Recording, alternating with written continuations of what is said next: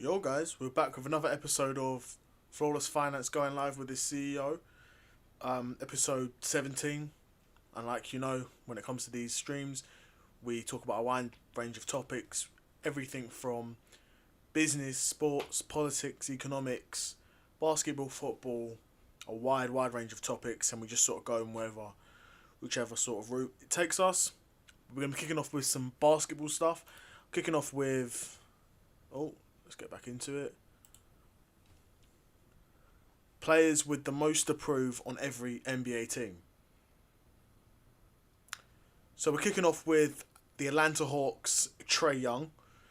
Now, Trae Young is a three-time All-Star and one-time leader of the Eastern Conference Finals. Trek.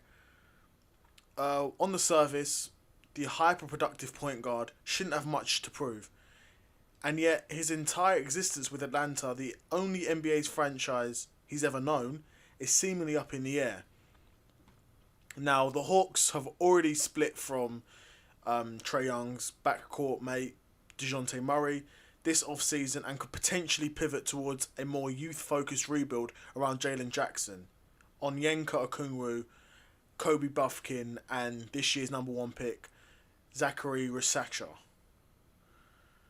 Atlanta may have already taken that plunge if not for the fact that San Antonio Spurs have control of the Hawks' next three first-round picks. That buys Young a little bit more time to convince the front office that he should remain their centerpiece, and he'll also be eligible for an extension after this season, so he needs to prove he's worthy of another major money commitment. Now, on paper, you see Trae Young and you think, you know, he's a guy who gets a lot of assists, so on paper must be one of the best playmakers in the league. Knocks down threes at a great clip, and has got an amazing floater. For those of you who play 2K, you'll know Trae Young's floater package is legendary. So it's an interesting one. I think there's still that bit of almost uncertainty around Trae Young, because even though he's been in the league for a good few years now and he's been delivering number of times, you know, on big occasions and consistently through the regular season, and is even, you know, a three-time All-Star, it still feels like, well, we all know if Trae Young's your best player, you might make the playoffs, but you're not going to be doing much in the playoffs. Like, he's been in the league for a number of years now, and one time, you know, they won an Eastern Conference as him as the best player, and they haven't really reached that sort of level since then, since that happened one time. And it's also interesting because for a player who has the assist numbers he has, it's interesting. Doesn't really seem to be much of a playmaker, which I know sounds almost paradoxical when I say it. You know, he gets loads of assists, but he's not a playmaker. It's weird. He's not. It's kind of hard to explain exactly what I mean, which I know that you don't appreciate as the listener or the viewer, but it's almost like Trae Young is forced to be a playmaker. So when his shot's not falling, I mean, to be fair, maybe this is part of his basketball IQ where he sort of knows when his shot's not falling, when he's not in a good position, he passes it to a teammate. But it's not like he's running these. It's not like he's, you know, point of offense, calling out these crazy plays and getting teammates open and really playmaking like that. It feels like it's almost he passes. He's a playmaker out of necessity, not because he's actually in the league one of the more elite playmakers, which I know sounds crazy when you look at his assist numbers. I mean, at one point, people were, you know, looking at Trae Young as, you know, he's a small, light-skinned point guard who can knock down threes.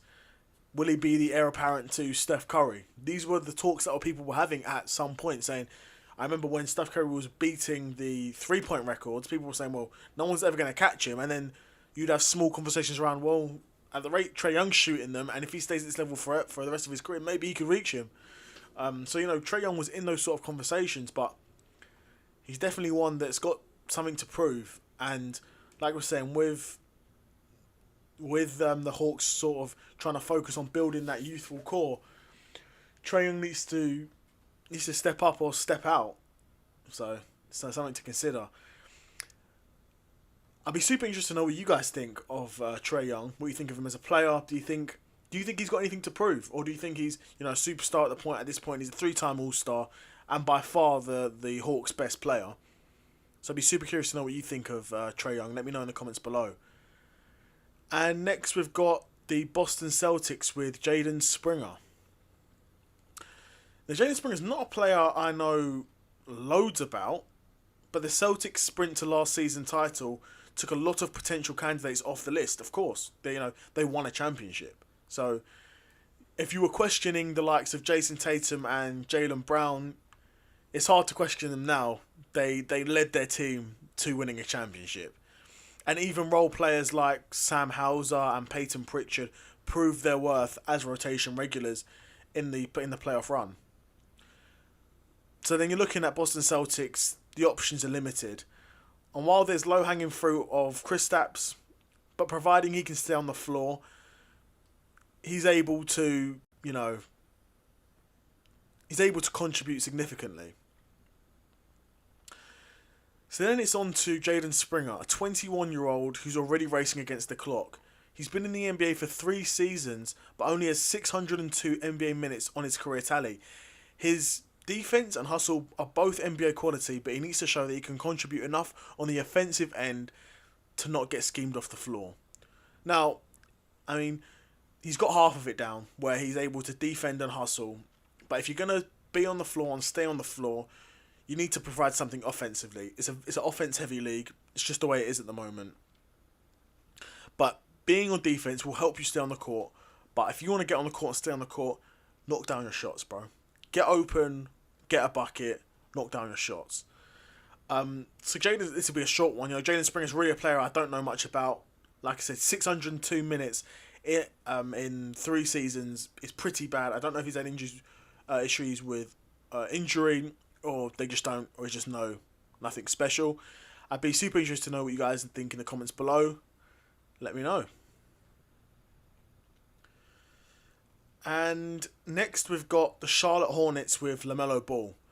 Now LaMelo Ball was a super interesting one, as there are arguments to be made about the Hornets' potential to be potentially a play-in contender this season. However, this will all hinge on LaMelo Ball's ability to stay healthy and prove his highlight-friendly, stat sheet stuffing style can be conducive to winning basketball. He's a former All-Star and social media juggernaut, but he's also someone who, in the words of ESPN's Tim McMahon, someone who plays an empty calories game. Ball's deep threes and highlight dimes, they're fun to see. They're amazing to see. You would see his highlight reel and you think, wow, this guy's top 5, top 10 in the league if he can do this to defenders week in, week out. The reality is, he's not doing it week in, week out. Necessarily.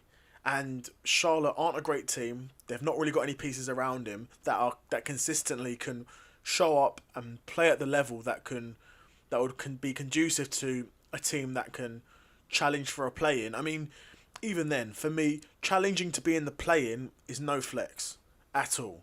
You may as well be a lottery team for that case.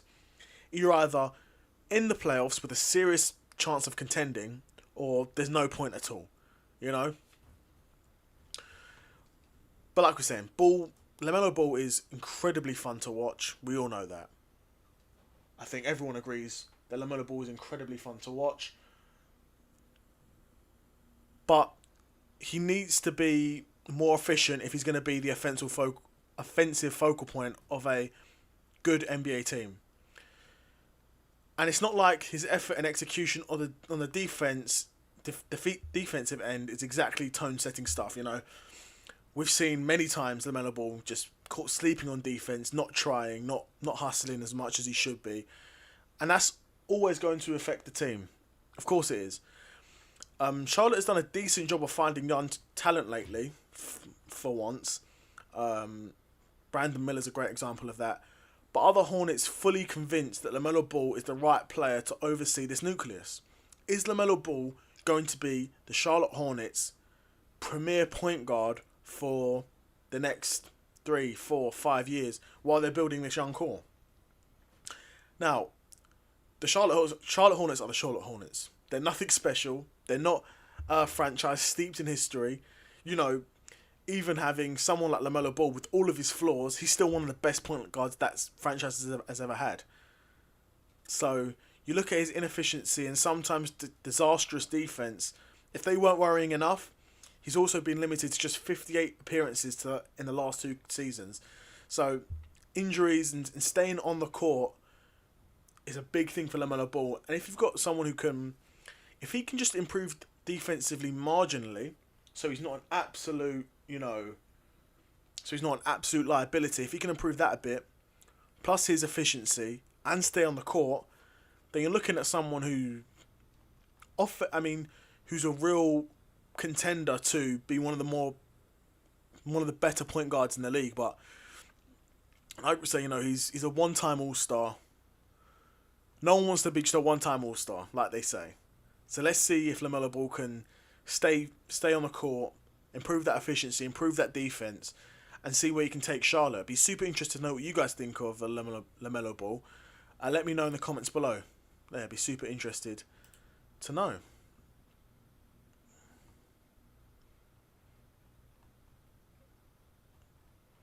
And next we've got the Dallas Mavericks with Klay Thompson. Now, the Dallas Mavericks fell 3 wins shy of capturing last season's ultimate prize. Can Klay help the Dallas Mavericks cover the gap this time round? It's a lot to ask of a 34-year-old, let alone Klay Thompson with his extensive injury history. But it feels like it's very possible. Thompson stands out as one of the team's most significant off-season additions. But the question really is, did the Mavericks overcommit to a falling star? Or did they find the perfect complement to their prolific pick-and-roll game engineered by Luka and Kyrie? The offense would be magical. It would be. I can imagine the pick-and-pop plays, the catch-and-shoot plays you can have with all 3 of these guys in the lineup. You are not going to be lacking three-point shooting at all. You have got 3 guys on the court. Well, based off Klay's last season, he's not as much of a bucket as he used to be, and his efficiency is falling a bit. But if you can get Klay back to his former glory, which again is a lot to ask of a 34-year-old, especially with his injury history, very difficult. But if you can get Klay to even remotely back to his former prime, then you've got Luka, nailed on All-Star, Kyrie nailed on All-Star, and then Klay, who would probably be one of the best third options in the league, if you can get him back to what he was. That's a big if. The reality is, if we get the Klay Thompson that we saw last season, he's going to be quite inefficient and defensively not going to be what he used to be, which is kind of expected at this. Like I said, at this point in his career, he's been playing basketball for a very long time, and he's had a lot of big injuries. So it'd be an interesting move, but who knows? Because the Dallas Mavericks have committed to Klay, and they're paying him a lot of money. So we'll find out if this is one that pays off. Be super interesting to know what you guys think of Klay joining the Mavericks, though. Let me know in the comments below.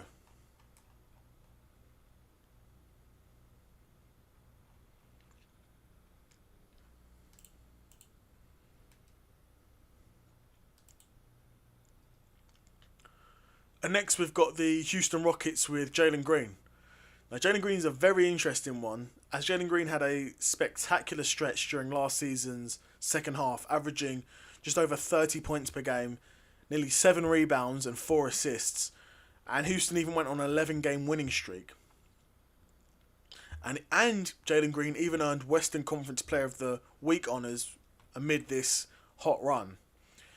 It was the kind of play that the Rockets had been hoping to see from the number 2 pick in the 2021 draft. It was also anomalous based on what he'd done to that point, making it confusing to tell what to make of him. At one point in Jalen Green's career, I had really high hopes for this guy. He was a guy who was aggressive, was athletic, a bucket getter in every sense of the form. But we all know he's clearly capable of delivering some fiery runs. But on balance, he has disappointed more often than not.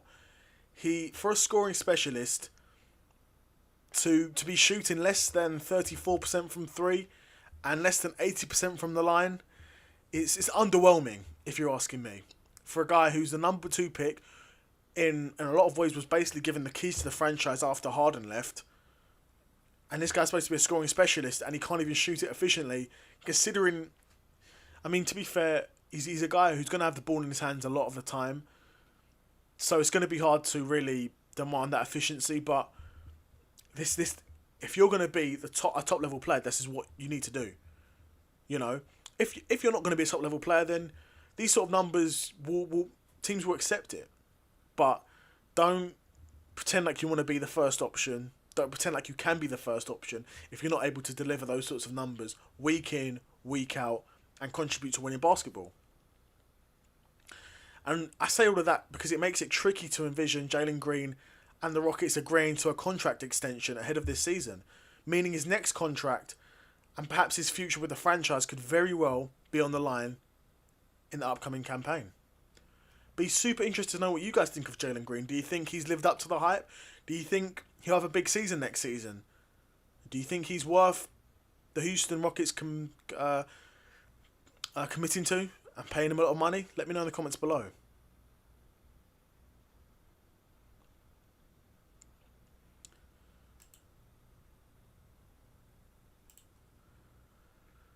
And then we've got the Los Angeles Lakers with Austin Reeves.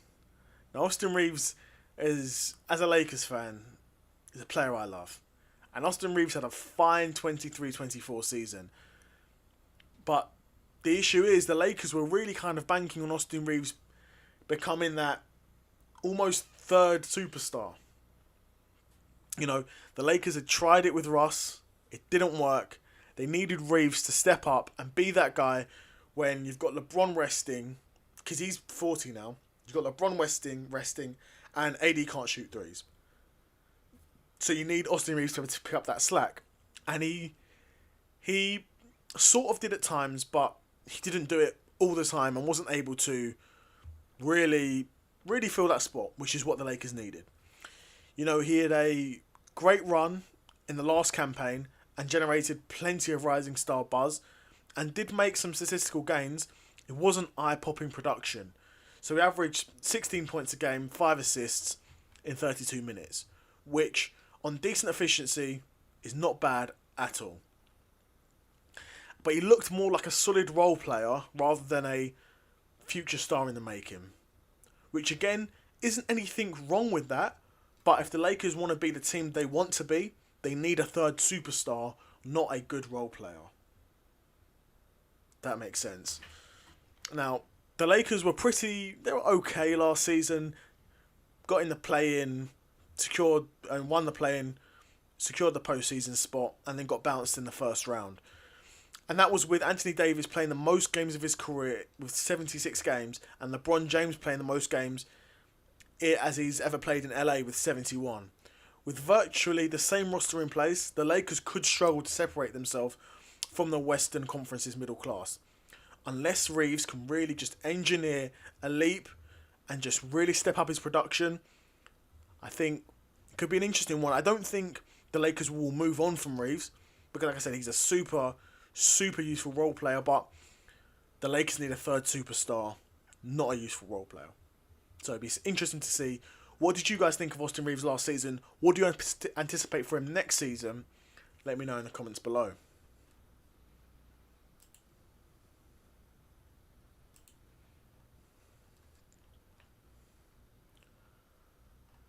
What else have we got here? Yeah, I can't really be bothered to go through the rest of these guys.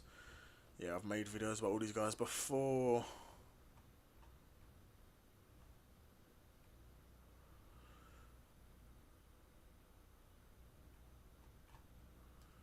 Yeah, let's see what else is going on.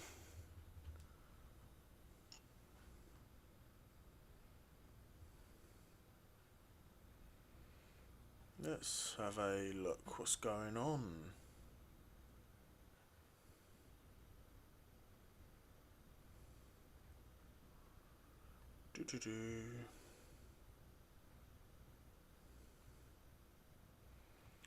Let's see what else we've got. Let's see what else we've got. Not a great deal going on.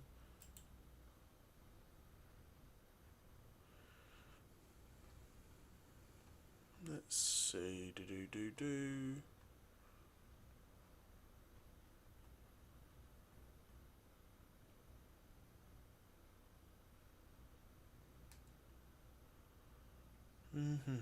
Let's have a look. Let's have a look. Do.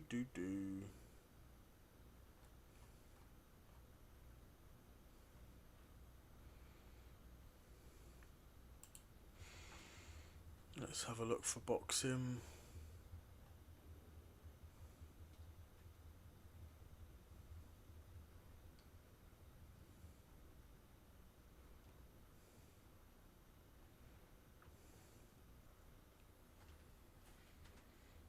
Okay, guys, give me a minute. Let's have a look at one thing.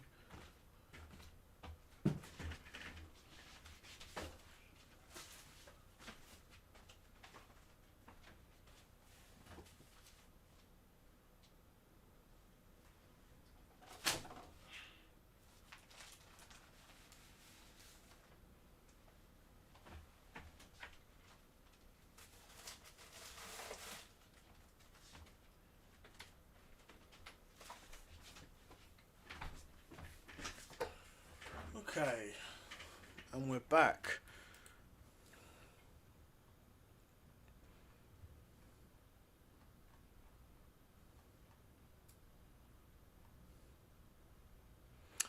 Well, we could talk about some boxing. We've got Canelo with his win on the weekend against the powerful Puerto Rican contender Edgar Berlanga. You know, what can we say? Mexican Independence Day. You know Canelo's turning up and you know he's coming for the win. It didn't really matter who Canelo was going to fight in this fight. He was going to win. Canelo provided a methodic beatdown with Berlanga, something that we've come to, sort of expect from Canelo, which is why he's one of the pound-for-pound greats. It's why he's one of the premier world champions in boxing today and one of the biggest names. And like I said, he's an absolute legend in the sport.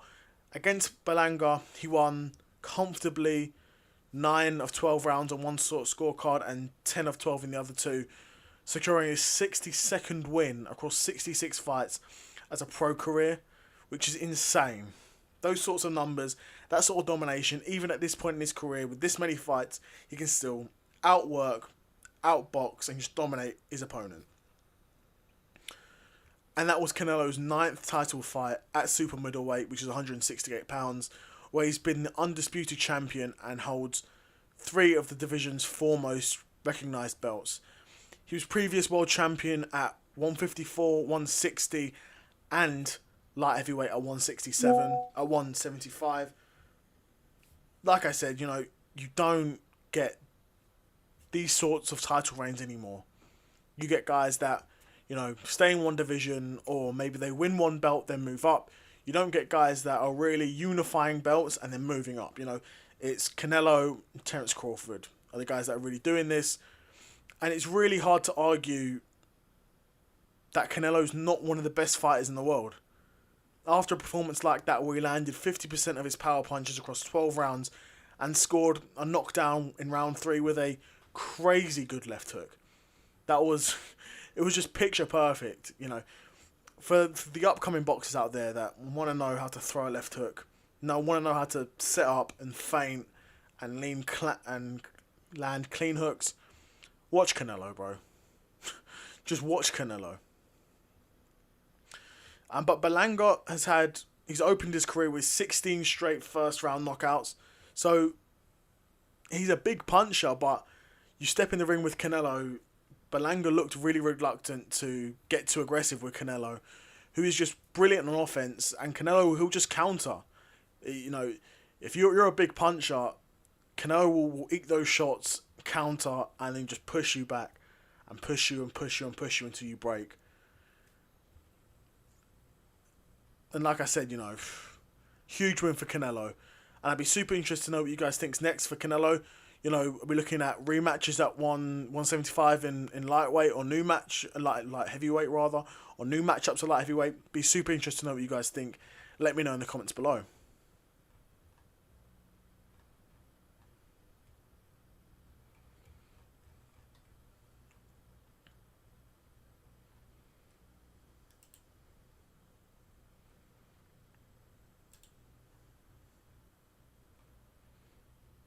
Okay, what else have we got here, man? Do.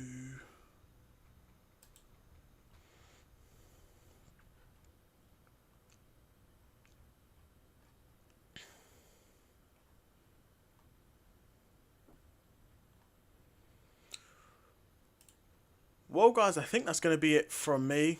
Not a great deal to go going on in the sports world.